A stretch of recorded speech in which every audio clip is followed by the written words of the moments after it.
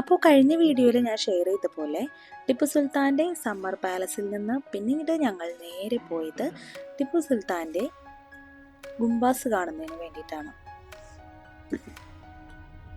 കഴിഞ്ഞ വീഡിയോയിൽ Tipu സുൽത്താൻ്റെ summer palace ആയിരുന്നു ഞാൻ ഷെയർ ചെയ്തത്.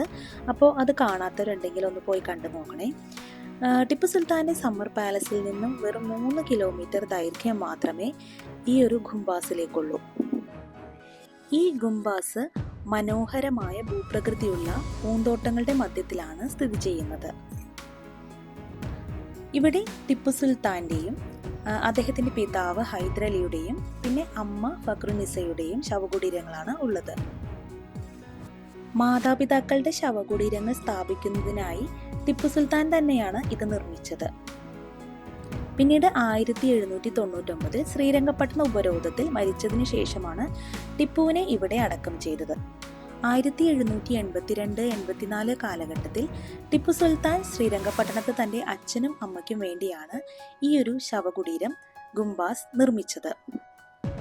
പേർഷ്യ, ഓട്ടോമാൻ, തുർക്കി, കാബൂൾ, ഫ്രഞ്ച് മൗറീഷ്യസ് എന്നിവിടങ്ങളിൽ നിന്ന് ടിപ്പു സുൽത്താൻ ശേഖരിച്ച വ്യത്യസ്ത ഇനം പൂച്ചെടികളും സസ്യങ്ങളും ഉള്ളതായി പറയപ്പെടുന്ന ഒരു സൈപ്രസ് ഉദ്യാനത്താൽ ശവകുടീരം ചുറ്റപ്പെട്ടിരിക്കുന്നു. ശവകുടീരത്തിന്റെ യഥാർത്ഥ കൊത്തുപണികളുള്ള വാതിലുകൾ നീക്കം ചെയ്ത് ഇപ്പോൾ ലണ്ടനിലെ വിക്ടോറിയ ആൻഡ് ആൽബർട്ട് മ്യൂസിയത്തിൽ പ്രദർശിപ്പിച്ചിരിക്കുന്നു. എബോണി കൊണ്ട് നിർമ്മിച്ചതും ആനക്കൊമ്പ് കൊണ്ട് അലങ്കരിച്ചതുമായ നിലവിലെ വാതിലുകൾ ഡൽഹൌസി പ്രഭു സമ്മാനിച്ചതാണ്. ഗുംബാസിന്റെ പുറത്തെ വരാന്തയുടെ തെക്കുഭാഗത്ത് ടിപ്പുവിന്റെ സഹോദരിയായ സുൽത്താൻ ബീഗത്തിന്റെയും അദ്ദേഹത്തിന്റെ മകൾ ഫാത്തിമ ബീഗത്തിന്റെയും ഗ്രാൻഡ് ഡോട്ടർ ഷസാദി ബീഗത്തിന്റെയും മരുമകൻ സയ്യിദ് ഷഹബാസിന്റെയും അദ്ദേഹത്തിന്റെ അച്ഛന്റെയും അമ്മയുടെയും ശവകുടീരങ്ങൾ ഇവിടെയുണ്ട്. ഈ ഫസ്റ്റ് കാണുന്ന കടുവയുടെ ക്ലോത്ത് വെച്ച് മറച്ചതാണ് ടിപ്പു സുൽത്താന്റെ തോമ്പ് വരുന്നത്. പിന്നീടുള്ളത് ടിപ്പു സുൽത്താന്റെ ഫാദറായ ഹൈദരലിയുടെയും പിന്നീടുള്ളത് മദർ ഫക്രുന്നിസയുടെയും ശവകുടീരങ്ങളാണ് കേട്ടോ. പൂന്തോട്ടത്തിന്റെ മധ്യത്തിൽ ഗുംബാസ് ഒരു ഉയർന്ന പ്ലാറ്റ്ഫോമിലാണ് സ്ഥിതി ചെയ്യുന്നത്. ഉള്ളിലെ ചുവരുകളിൽ ടിപ്പു സുൽത്താന്റെ നിറങ്ങളായ കടുവ വരകൾ വരച്ചിട്ടുണ്ട്. ടിപ്പുവിന്റെ ബന്ധുക്കളിൽ പലരുടെയും ശവകുടീരങ്ങൾ ഇവിടെയുണ്ട്. ഈ ഗുംബാസിന് അടുത്തായി ടിപ്പു സുൽത്താൻ തന്നെ നിർമ്മിച്ച മസ്ജിദുൽ അഖ്സയുമുണ്ട്.